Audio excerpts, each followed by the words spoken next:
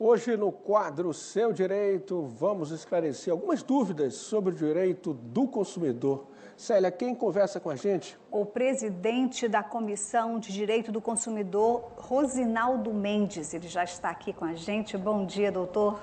Bom dia, Célia. Bom dia, Soares. Primeiramente, agradecer a Deus por estar aqui mais uma vez. Agradecer a vocês pelo convite. E estar aqui esclarecendo as dúvidas dos consumidores. Seja bem-vindo. A primeira dúvida é sobre compra fracionada. O consumidor pergunta se ele é obrigado a levar um fardo inteiro de um produto quando ele precisa só de uma unidade e mais. Que tipo de produtos podem ser fracionados? Pois é, essa questão é bem interessante. Existem dois tipos de compra fracionada. Existe aquela compra que você pode levar a quantidade que você quiser, que está disponível no supermercado ou no comércio. E existem as exceções, por exemplo, no período de pandemia, vou dar um exemplo aqui do álcool em gel. Teve um período da pandemia que o álcool em gel não poderia ser levado em grande quantidade porque estava a procura muito grande, então se limitou a quantidade de compra, mas isso dentro da legalidade, ou seja, permitido por causa do decreto. Mas o fornecedor ele não pode limitar em quantidades a compra do produto. Por exemplo, se eu tiver que levar 10 fardos de arroz e eu posso pagar por esses 10 fardos, eu tenho o direito de levar os 10 fardos de arroz, não posso ser limitado. A outra situação são aquelas compras de produtos que se colocam dentro de uma mesma embalagem. O fornecedor não pode obrigar o consumidor a levar toda a embalagem se o produto pode ser vendido separadamente. Vou dar um exemplo. Quando você compra leite em pó, você tem uma saca grande, mas a embalagem, as informações que tem na embalagem da saca, ela tem na embalagem do pacote. Então, se as informações ao consumidor estão na embalagem menor, no pacote, eu posso levar individualmente esse produto. É diferente do exemplo do pacote de biscoito, por exemplo, que a embalagem é única e as informações são na embalagem maior, e não tem como abrir o volume do pacote para tirar somente aquela fraçãozinha ideal de dentro. Então, essa situação. O telespectador Antônio Silva, da Cidade Operária, quer saber se está correto colocar um preço para compra no atacado e outro preço para compra no varejo. Pois é, essa diferenciação de preço ela é normal. Inclusive, o consumidor, quando ele vai comprar, o que tem que ter é a informação clara e precisa. O consumidor não pode ser surpreendido com um preço diferente na hora de pagar.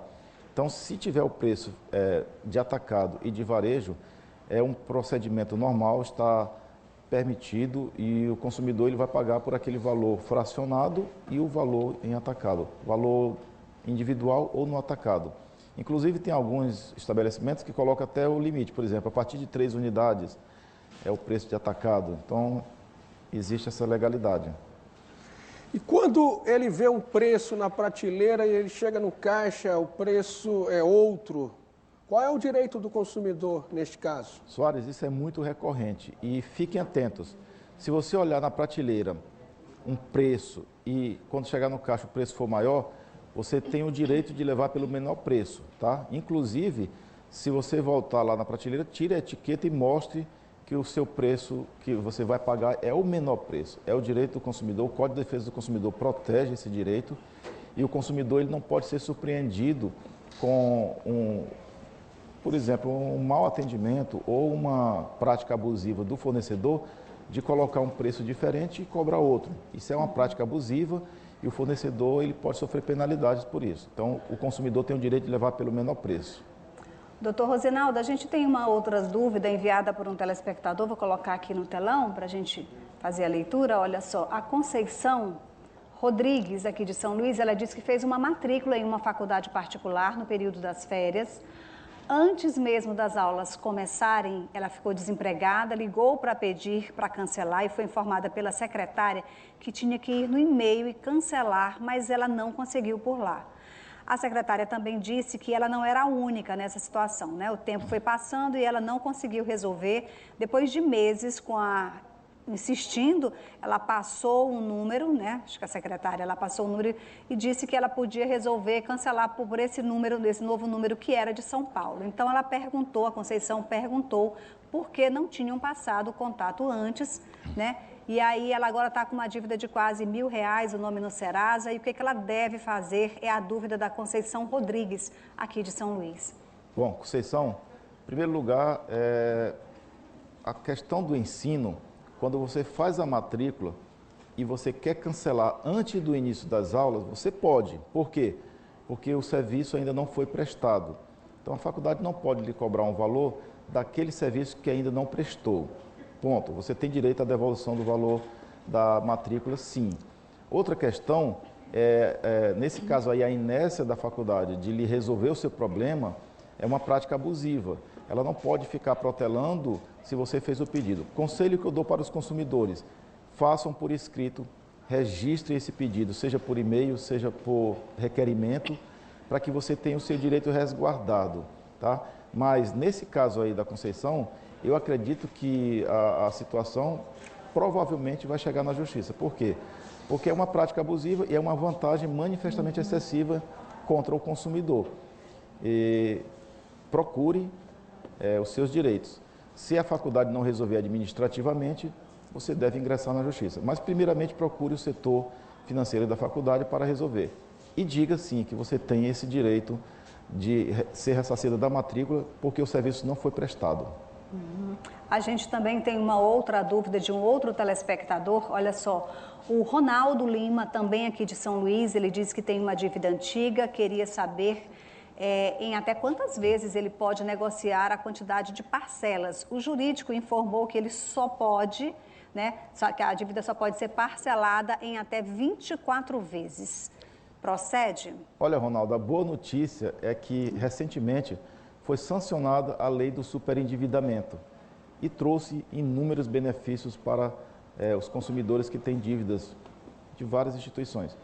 E essa lei, ela permite que a sua dívida seja parcelada em até 5 anos.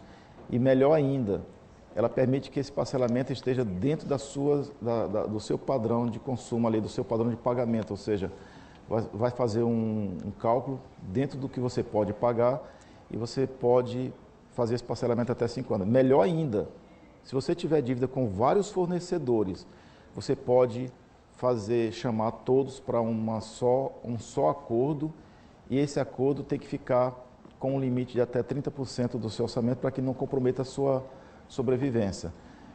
A lei ainda permite que esses fornecedores reduzam juros e multas, juros exorbitantes, que fiquem dentro dos juros legais. Isso trouxe um benefício muito grande para o consumidor, que agora pode fazer. Isso pode fazer administrativamente. Se o jurídico não quiser fazer da empresa, você pode recorrer ao PROCON ou pode entrar na justiça, que é um direito seu ter esse parcelamento garantido, está na lei. Então ele pode subir de 24 meses para 60 meses. Exatamente. Essa é a boa notícia. Essa nova lei, ela é como se fosse uma recuperação de falência, recuperação de uma pessoa física. A pessoa física vai ter esses mesmos direitos de conseguir recuperar a sua vida financeira e poder pagar dentro do orçamento. E tem mais dúvida de telespectador aqui, olha só, a gente vai colocar mais uma dúvida aqui. Manda pra gente. Meu carro queimou, que é o Carlos Souza. Meu carro queimou, a tela multimídia, faltando 1 mês para terminar a garantia, levei na loja e foi trocada. E 8 meses depois deu defeito novamente.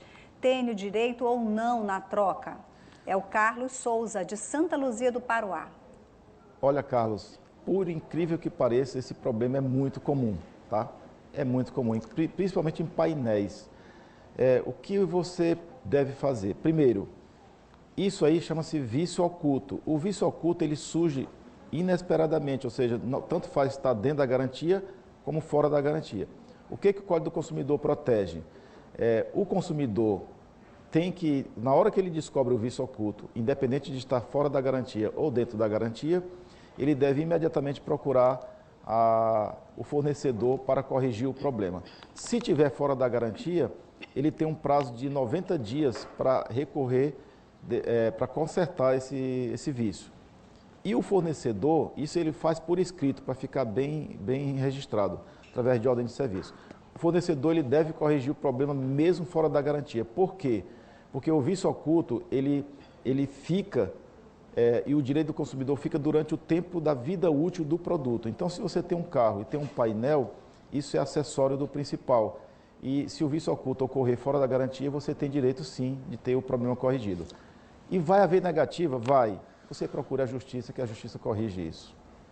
Doutor Rosinaldo, tem outra pergunta aqui no Bom Dia Mirante, pergunta de telespectador Ivanilson Souza, de São Luís. Ele diz o seguinte: quero saber se é legal os postos de combustíveis fazerem a cobrança diferenciada para pagamentos em dinheiro e no débito, no cartão e ainda no cartão de crédito, tá? Então, no dinheiro, no débito e no cartão de crédito. 3 tipos de pagamento. O que o consumidor deve fazer? Essa cobrança é abusiva? Pergunta do Ivanilson Souza, de São Luís. Ivanilson, só existem 2 tipos de diferenciação de preço. É o pagamento em dinheiro e débito e em cartão de crédito. No cartão de crédito, há sim uma legalidade da cobrança diferenciada. O posto pode cobrar diferente. Mas isso tem que ficar bem claro na hora do abastecimento, tá? Ele não pode te surpreender com essa cobrança. Já o dinheiro e o débito, eles devem ser preço único. Por ser débito, não pode ser diferenciado.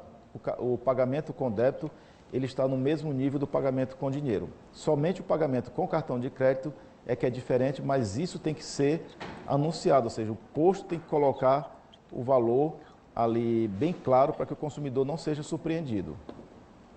Bom, a gente tem mais perguntas, pessoal de casa participando bastante, bom, viu, doutor? Maravilha. Vamos colocar a dúvida aqui enviada pelo Célio Robert, aqui de São Luís. Ele disse, quando a empresa fica ligando ou passando e-mail, cobrando, e como digo que já está pago, eu tenho que enviar comprovante que está pago, porque eles falam que eu tenho a obrigação de enviar. Então, a empresa fica ligando, passando e-mail, fazendo alguma cobrança, e ele disse que já foi pago, e a dúvida dele é se ele precisa comprovar isso. Célio Robert, aqui de São Luís. Ô Célio, veja só, quando a empresa liga e faz a cobrança, primeiro, o consumidor, quando ele faz um pagamento, ele deve guardar esse comprovante durante 5 anos, que é o prazo de que expira as cobranças, tá? Então, se você guardar esse comprovante, ele também é um direito seu, mas também é uma prova que você guarda para uma situação dessa. Por exemplo, se você está sendo cobrado indevidamente, isso é uma prática abusiva. O que você deve fazer? Se você receber uma cobrança indevida, você envie através de e-mail ou vá pessoalmente no fornecedor e comprove que você pagou. Mas só a cobrança, por ser abusiva, ela já é passível de sofrer danos morais por isso. Por quê? Porque você fez o seu pagamento, é obrigação da empresa dar baixa nesse pagamento. Então, administrativamente, por uma questão de boa-fé, apresente o comprovante. Se persistir a cobrança, procure os órgãos de defesa do consumidor e, em último caso, a justiça para corrigir esse problema. É uma prática abusiva a cobrança indevida. A gente só tem a agradecer a sua presença hoje aqui no Bom Dia, respondendo as perguntas dos telespectadores no quadro Seu Direito. Muito obrigado. Obrigado, Soares. Obrigado, Célia. Bom dia.